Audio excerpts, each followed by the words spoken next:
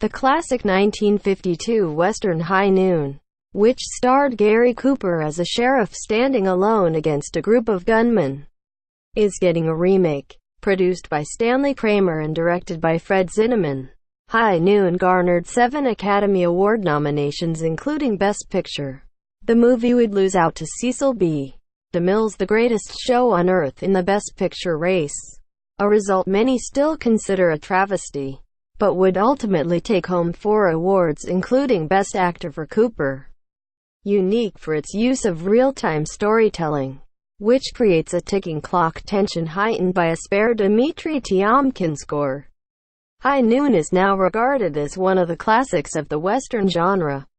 The film was listed number 27 on AFI's most recent 100 Years 100 Movies rundown, and was named number 2 on AFI's list of the 10 best westerns.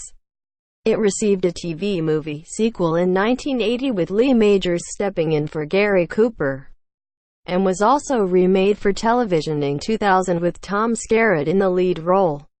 The film's story was also reworked for the 1981 Sean Connery sci-fi film Outland. Related, 13 Worst Movies to Win Best Picture at the Oscars. Deadline reports that another remake of High Noon is now on the way, this one coming with the blessing of original producer Stanley Kramer's widow Karen Kramer.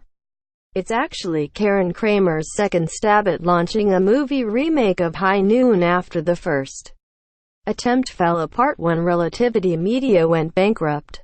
This time around, Kramer has attracted Classical Entertainment to produce, with David Hunt, creator, on board to write and direct.